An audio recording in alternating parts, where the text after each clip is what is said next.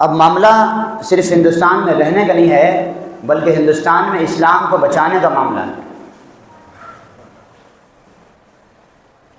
ہم ہندوستانی نہیں ہیں خالی، ہم یہاں پیدا ہوئے ہندوستانی ہیں۔ ہم اگر بنگلہ دیش میں پیدا ہوتے تو بنگلہ دیشی ہوتے، ہم سعودی میں پیدا ہوتے تو سعودی عرب کے ہوتے، ہم ایران میں پیدا ہوتے تو ایرانی ہوتے، ہم ترکستان میں پیدا ہوتے تو ترکستانی ہوتے۔ یہ رنگ اور نسل اور زمین اور مٹی کا کچھ نہیں ہے۔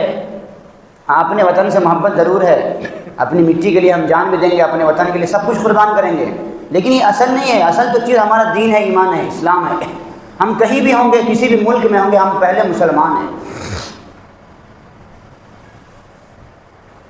ہمارا دین پہلے ہے، یہ مٹی چھوڑ کے جانے کا ہے، اس کے بعد بھی ایک دنیا ہے۔ اب ہمیں یہاں اس ہندوستان میں رہنا ہے، پورے اسلامی پہچان کے ساتھ رہیں گے۔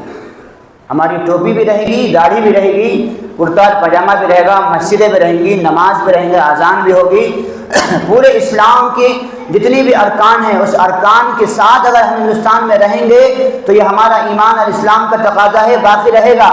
ہم ایک ایک چیز کو چھوڑ کے چلے جائیں، یہ بھی ختم، وہ بھی ختم، کل ہو کر کے ہم بھی ختم ہو جائیں گے۔